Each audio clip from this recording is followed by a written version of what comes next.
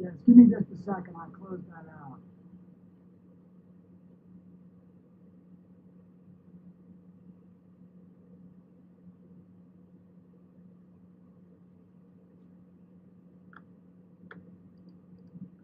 Mr. Garth, while you're doing that, maybe you can tell us what time did you arrive as an observer at the State Farm Arena?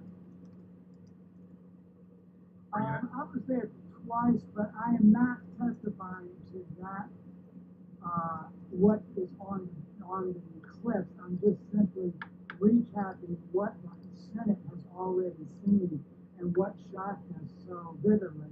I'm trying to add a little context so that you understand what's going on there based on my role as an observer.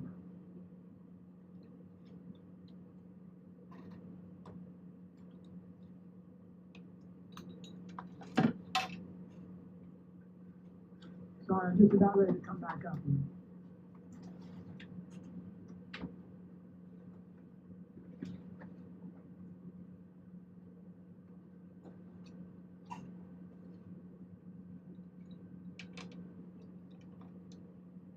Hi, Angela. Can you see my I screen am now? leaving in just a second, but I want you guys to see this. I think it's very Where important. did you want to go to? So where she's pulling the table out onto the floor. I believe it might be the previous one from here. Sorry, I got a really important meeting I gotta go to, so I have to. So at 8:22 a.m. she brings this out. Were there observers in the room at this time? Well, that's what I was getting to earlier. That's a great question. I don't, if I can back up a slide, I'll show you. That appears to be over in this area, and the observers are over in this area. And this gets to the point that I was making, and thank you for raising it. You really can't. Hey, what's up, the floor? Hey, Darletta. Observation area, this full All right, room, guys, it so I gotta curves go, around. but So, I will be back hopefully soon. I got a don't meeting think I gotta handle. Possibly part of that table may have been visible. But you guys need to see this, so But I Green don't- Eyed I- Joel I will can take almost care of you. for She's sure my say that moderator. it's not. So go Enjoy, back to that guys. slide with I'll be where she's back. moving the table out. At 8:22 a.m., she's pushing this table into position where it stays for the rest of the time, and all the other slides and all the other videos. And later on in the evening, we see people pulling the ballot boxes out from underneath that table. At this point in time, when she's placing that there are no ballot boxes. And it's pretty obvious that there are no ballot boxes present when she places the table there. Correct? As far, nothing is really obvious, Representative, because of this situation. But I think you have to watch the entire video. This is just one slide from it. Sure. And people have watched the entire video, and I'm not sure what time the ballot boxes were placed there, but it wasn't before observers were in the room. So I'm not aware that the entire video is even available. I have not seen it, but I would like to watch the whole thing. Okay. Fair enough. Thank you. Thank you, Mr. Chairman. Thank you. Thank you. I appreciate y'all's testimony. Thank you for that, Mr. Beverito and Mr. Cross. Again, I wish we could have afforded everybody a lot more time. I know everybody's very sincere with their testimony, but we tried to get as many people as we possibly could that were suggested and submitted testimony via email. So just wanted to let, I think Chairman Powell has asked to go first, but we'll subcommittee chair for elections, and then we'll work our way through it. If y'all can let me know who would like to make a few comments in closing here. Thank you, Mr. Chairman, and first I want to thank you for chairing. All right, guys, I thought maybe they're gonna be closing it down. I'm out of here. I'll be back as soon as I can. I want to thank each and every one. Green Eyed Joel will take care of you guys, don't worry. More important, I want to thank all the committee members. At the start of this discussion this morning, I had resolved myself that we needed an audit. There has not been an audit done. There's only been a recount, but there's been no actual audit done on what I perceive as the number one area that needed to be looked at, and that was these absentee mail-in votes. For the last 5 weeks, myself as well as most of legislature has heard from constituents. There's been every type of conspiracy theory in the world, and I have tried to keep my mind open until I could see some evidence.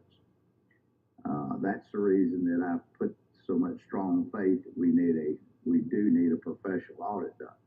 But after hearing a lot of the testimony today, that audit needs to be a step further. Not only is there a need for an audit if we can figure out who is the responsible party that can prompt such an audit, whether it takes an order from a superior court judge or otherwise, but it needs to be done. And it needs to be done post haste. But after the testimony that I have heard today, I'm even more decided that possibly that we also need to have a GBI investigation needs to be called in. One on the tape on the arena business, but also as a separate independent set of eyes, but also an audit to look at these absentee ballots, because you don't just pull hundreds of ballots out that have no creases in them.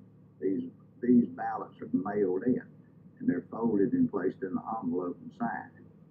So, to me, and I do appreciate the members of the committee of the other party, but to me, given the number of people in this state that feel that this election was not handled properly, for the sake of the stability and the sake of this state, to reinforce confidence in this election process, I think it would be just as important to the members of the Democratic Party as to the Republican Party to be sure that we get down to this to try to reinstill the confidence and the faith.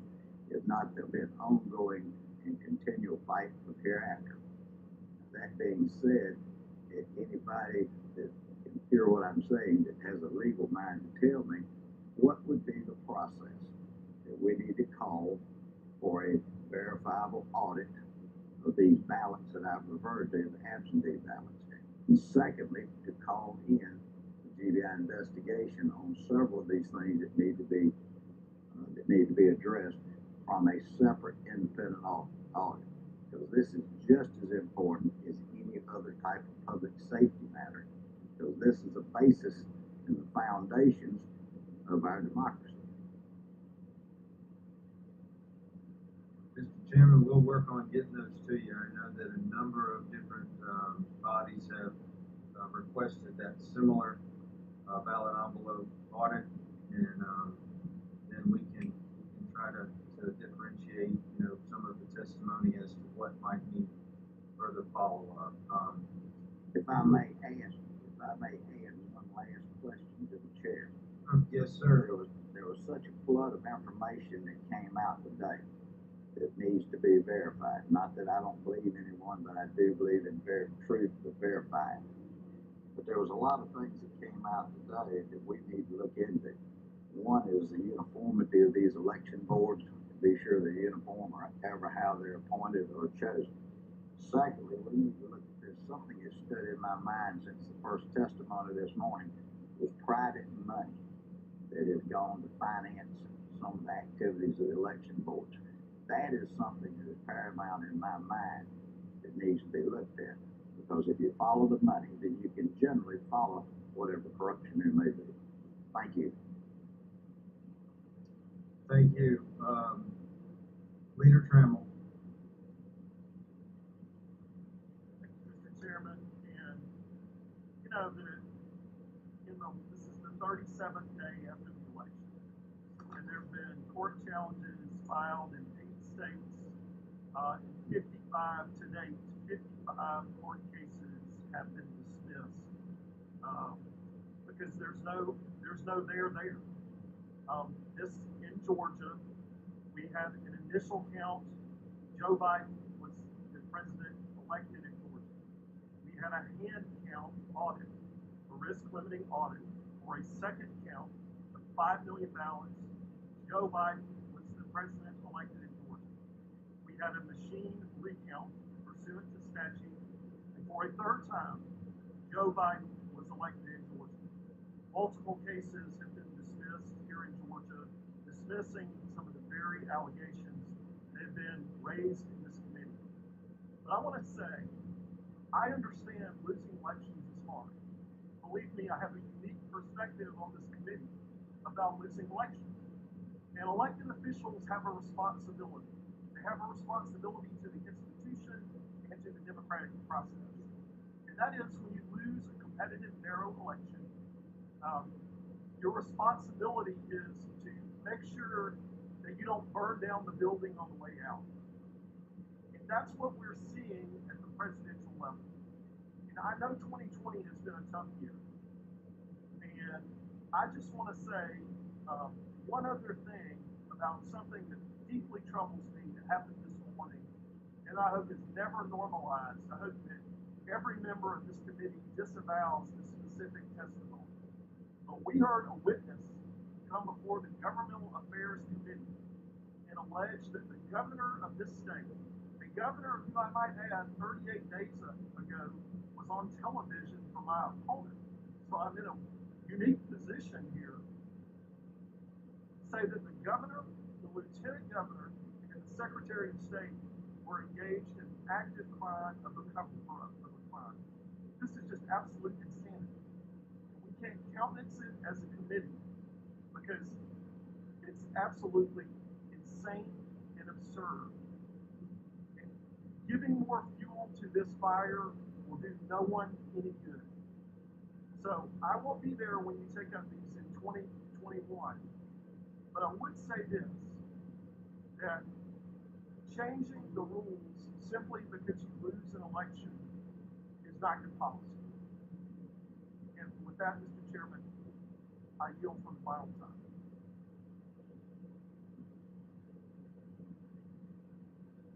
Representative Jones, you've got your hand up. Vice Chairman Jones. Thank you, Leader Trammell. Thank you, Chairman Blackman. I appreciate that. There are two things that I'd like to cover very quickly. I know everyone wants to basically be able to adjourn, but there's two things. I'll send it via email if you're interested. There was an opportunity in terms of the conversation that occurred this morning. We needed to go into recess just because of obligations that people had, and I completely respect that. But there was a conversation being had on commercial mail receiving agencies. I think one of the things that needs to be definitely understood by this committee, and to Leader Trammell's point, it will be something that we need to look at, not just in terms of what the registration looks like for January 5th, notwithstanding the comments of a previous witness, but also what we need to be doing past January 5th, and that's this.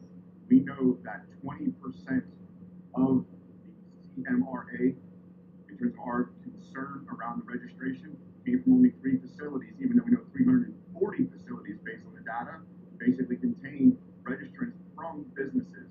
And one of them, the first one here, is the one that's on Peachtree Street. The second one here is on 10th Street, and the third on West Paces Ferry. Why do I mention this? It's not to give UPS any type of publicity, but rather to make sure that the committee is aware that these are in fact standalone or inside of a strip plaza and not at the bottom of the basement of a multifamily unit. I respect the individual who mentioned that, but at the same time, I just want to make sure when you look at the data, it's about 95%, give or take, I'm rounding, that would be inside of, I'll say, a traditional UPS store, FedEx store, mailbox, etc., not in a multifamily. I'm happy to get you guys the data.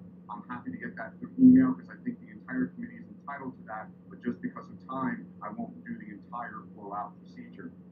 Secondly, I think it's imperative, to Leader Trammell's point, I will acknowledge that there should not be sour grapes, but I do believe that an audit is absolutely essential. Every business audits every year, at least if those are good business practices, and I think in this case, I think it is good to take a look back and understand what went right, what went wrong, and what can we improve, and I think that's imperative. So as I look at it, if you look at the data, and I want to thank individuals out of Forsyth County who have helped me put this together, it's imperative that we look at the registration process, and it's imperative that we look at, and the reason we have to look at the registration process is because we have a significant challenge with basically the national change of address. When you look at what occurred over the past 10 years, we have seen a move from active to inactive based on the NCOA We have seen that traditionally on a monthly basis, especially over the past 24 months. We have seen that, 24 months prior to April 19th, April 2019. You saw approximately 4,200 people come off of active into inactive based on the NCOA permanent address change outside of the state. That dropped precipitously in April of 2019, down to about 100 to 150 per month. Now, there could be a good reason. We know that there are federal court decisions that could have driven that. We know Eric could have driven that. I will get the data to this committee and make sure that you have it, but I think it's something that we need to be looking at. I think the second thing we need to be looking at is we know that based on the ballot request forms that were sent out by the Secretary of State, about 6.9 million, we know that about 25,000 of those had put in permanent address changes outside the state but still voted. Again, I'm not suggesting anything nefarious. I'm not suggesting that all 25,000 of those individuals should not have voted. But what I'm saying is it's imperative for us to take a look and peek under. To Chairman Powell's point, if it's the GBI, fine. If it's another third-party entity, I'm open to that. I do not believe it has to be us, but I do believe for us not to look at it, I think absolutely does not go in terms of the oath that we took to our oath office and making sure that we have the sanctity of the vote. The last thing I'll mention, even though I have like 6 points that I'll email to each and every one of you, is the fact that we need to be concerned, and I do not believe it's a huge number, but we know through the data that after November 3rd, people have moved out of our state, have registered in new states, but are still registered here. Again, I'm not suggesting those individuals are planning on voting in Georgia. They may not have just taken the time to take their registration off. But the SOS have not removed them, and maybe they haven't gone through the national address database yet. But we need to be looking at data anomalies like this to ensure that from a registration standpoint, the right people who are qualified, and we want all qualified citizens to vote, and we also want to make sure that mail is protected. So I'll get this data to the group. I want to be completely transparent with you, not looking to hide anything, but I do think, and I have several other points, but for the purposes of time, I won't say them, but I think it's imperative that we do each and every one of them as a committee. Thank you, Chairman Blackwood. Thank you very much, Representative Jones. Representative Wynn? Put your hand up.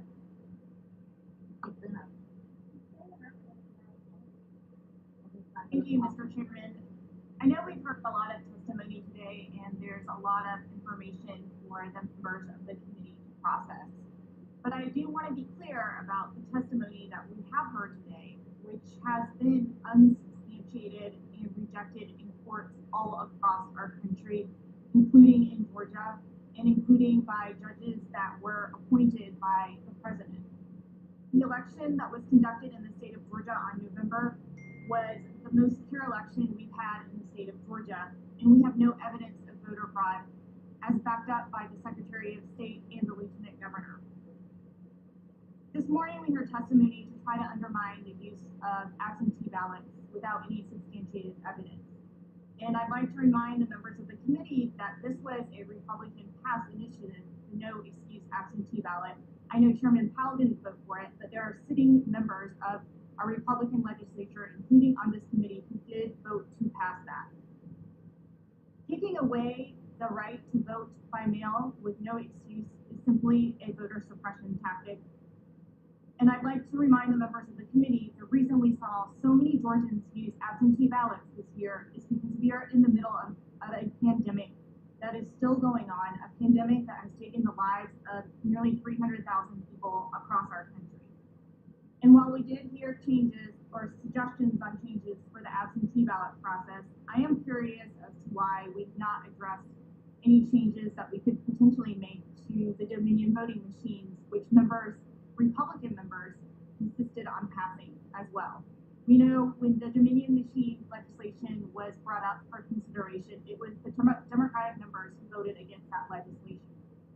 A potential way to address some of the concerns of vulnerability with the elections machine would be to move to a hand-marked paper ballot system.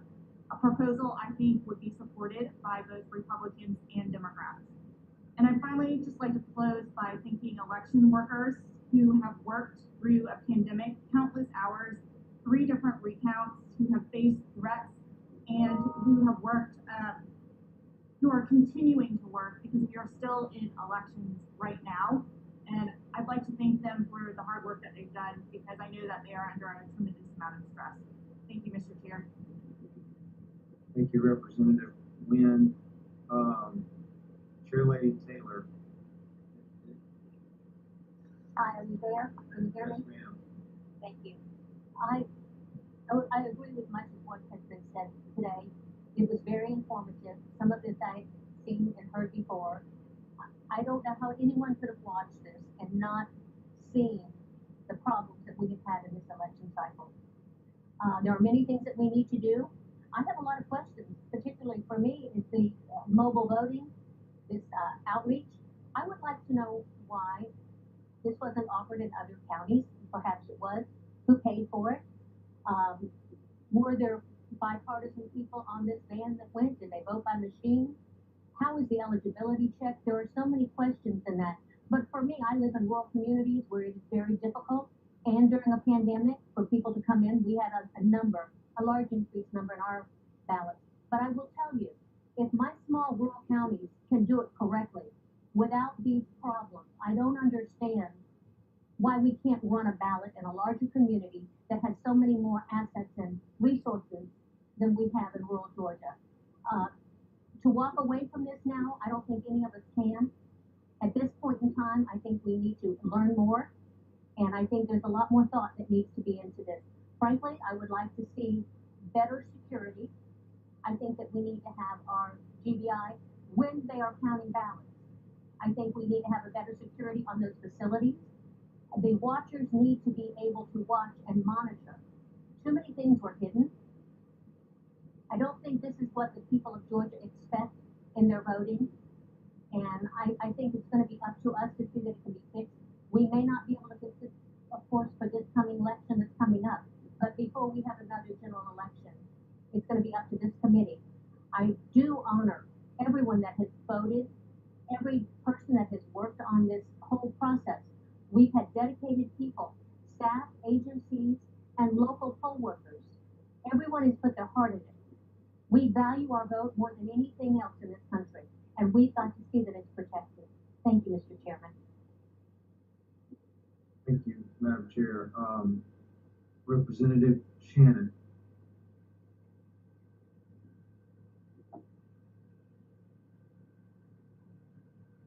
Representative Shannon.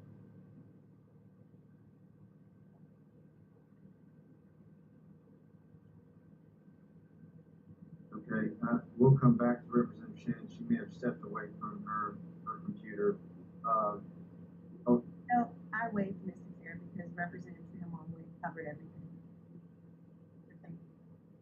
Thank you. Representative Williamson? You're muted. Just had to unmute my microphone. Thank you, Mr. Chairman.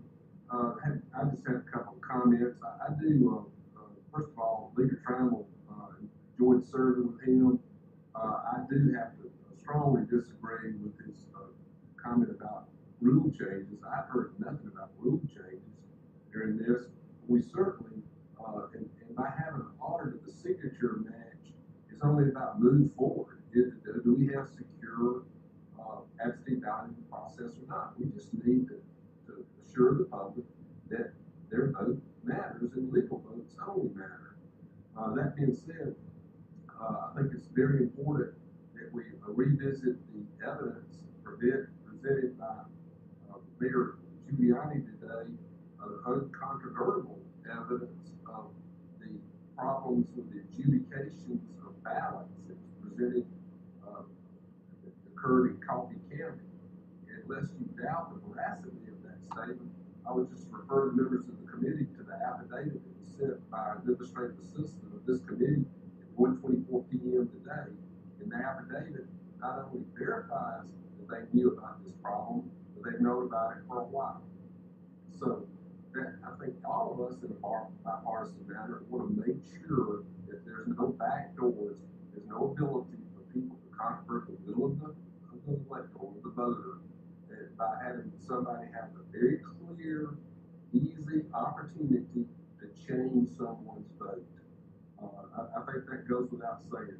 So I would like to stress that on that day, at some point when this committee issues a final committee report, I personally would like to have a mandated hand count in the upcoming election, paper only.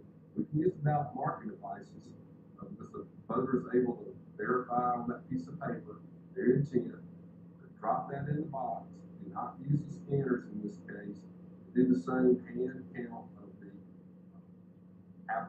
absentee ballots, all of which should be confirmed by bipartisan watchers of every single ballot being counted. That's my firm hope that the committee will move forward and assure the people of Georgia that we have fair elections with only legal votes being counted. Thank you, Mr. Chairman, and members of the committee. Representative, Turner. Did I Thank miss you. anybody? I think you'll be last, Representative Turner. Oh, boy. These may be my last words as a committee member, and during a committee hearing. And I just want to start by saying thank you, Mr. Chairman, for putting up with me for all these years.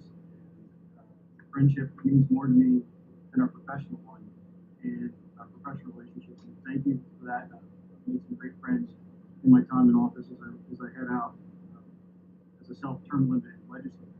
I'm in a unique position in that I'm the only Republican in the entire General Assembly in the House or the Senate that voted against HB 316, the bill that brought the Dominion, ultimately the Dominion voting machines to Georgia. Now, I'm also the guy who started this debate when I started working on bringing paper ballots back to Georgia 6 years ago, and dropped the first bill 5 years ago to that effort, and was happy to see that we were moving to paper ballots. I'll remind the committee how hard I fought for the risk limit audit, and that there were many interests on the line to fight the existence of the risk limit audit in Georgia. And now it's become so important that we do that. And the whole vision behind all of that was creating a voting system that was 100% verifiable from beginning to end. And it's important that we verify every aspect of it so that we can identify areas for improvement. Those may be regulation or rules changes, but they could also be legislative changes. But we have to check. We have to check everything. And to this point, we haven't. And that's what's disappointing to me. I'm most disappointed, frankly. And I have friends, dear friends, some I call brothers, who work in the Secretary of State's office. And for them to go and have a press conference today, and spend 40 minutes in front of television cameras, and not come answer our questions today, is completely unacceptable to me, not as a state rep or a member of this committee, but as a Georgian. I am beside myself that they would not bother to come talk to us. I think it shows a heightened amount of disrespect to this committee and this body, and it's not acceptable. To that end, over Thanksgiving weekend, I offered a letter and had 20 plus, some members of this committee, who signed a letter to the Secretary of State asking for a signature audit because it has to be checked. Now, state law requires us to keep that for 2 years, and it's implied that so people can go back and look at it. But the problem is that after certification, you're going to need a court order. So I won't be here to introduce that bill, but if I was coming back, I'd be dropping a bill on January 11th, stating that we're opening that process up so that we can look at it. We didn't go through the RLA process and recount the ballots because of specific instances of fraud. It was to validate the system. We need to do that with the signature audit.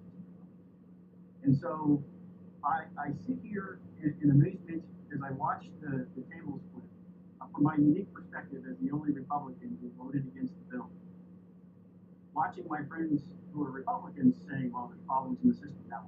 These were things that I tried to bring up at the time. And watching my friends on the left who were saying, there are going to be problems in the system now, saying, oh, everything's okay. The truth is probably in the middle. And it has been really hard to hold that candle of truth in front of the tsunami of misinformation that has been brought from everywhere. And when we have hammer and scorecard accusations, one person tried to testify today, all we're doing is feeding this conspiracy theory stuff, and it's making it really hard to focus on the areas that actually need to be improved.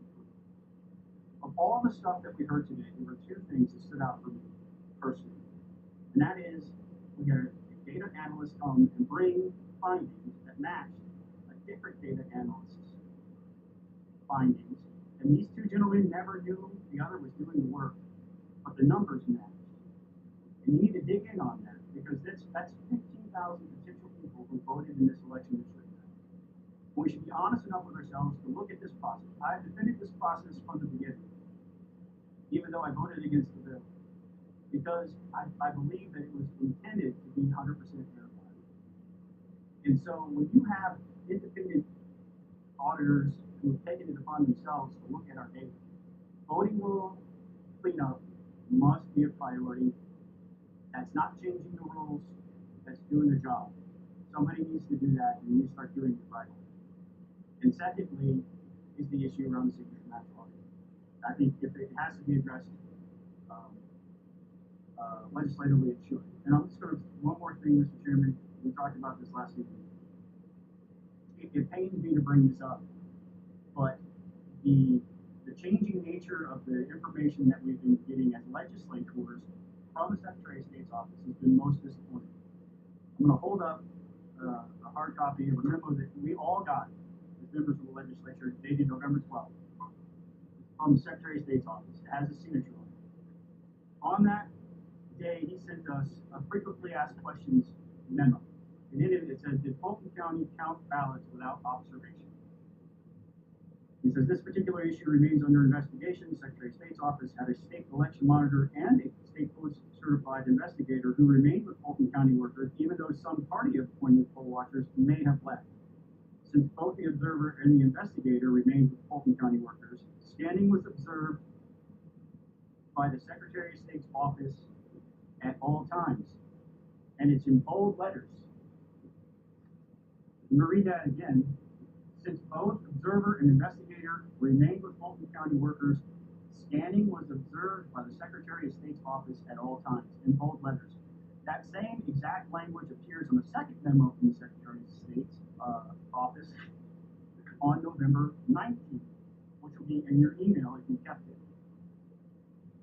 Then the video comes, and there's no observer in the video. Now, I have some other issues with the video that shows that State Farm Arena, where observers were out of the room, with ballot counting resumed. I don't think that is as inflammatory as people have seen it to be, but this is my problem.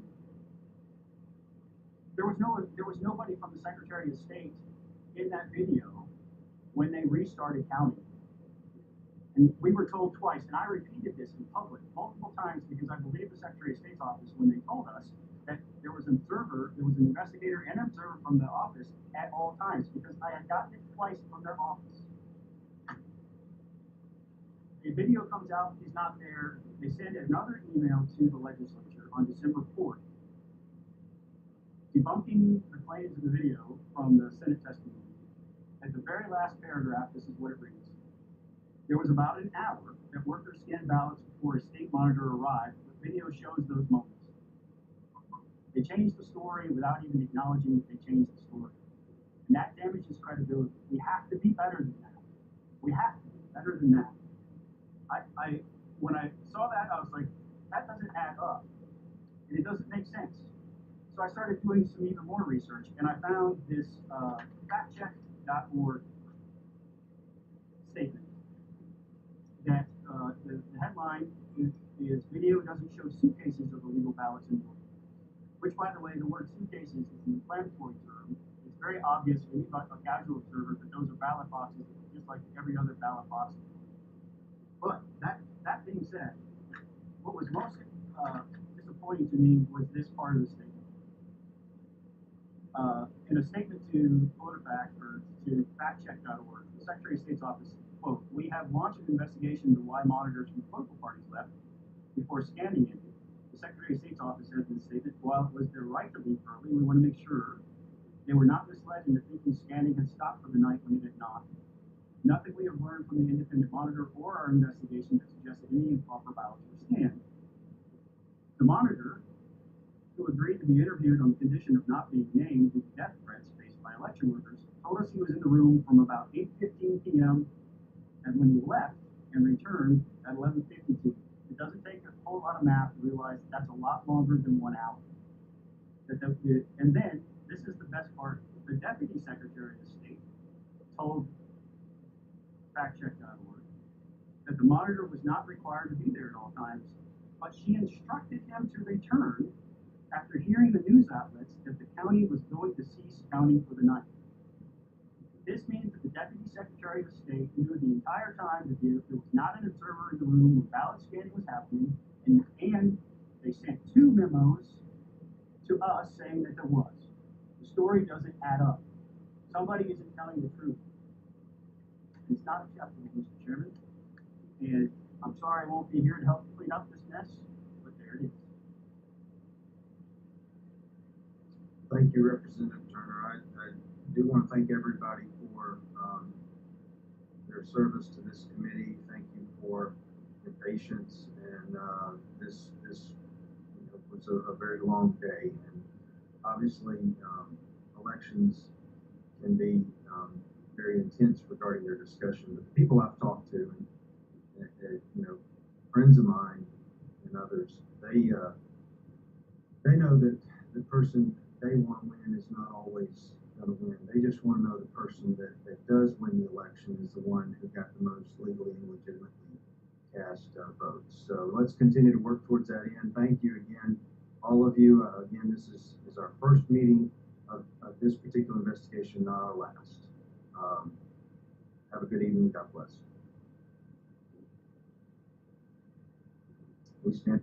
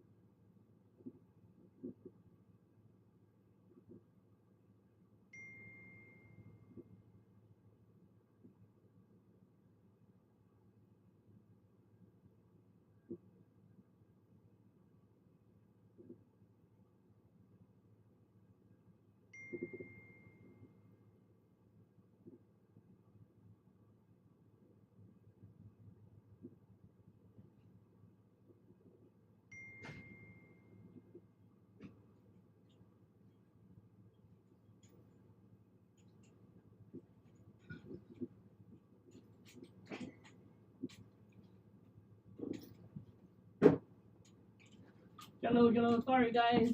Sorry, it's stuck on that one screen. Whoever's still here, thank you. Hey, there's 13 people on here still.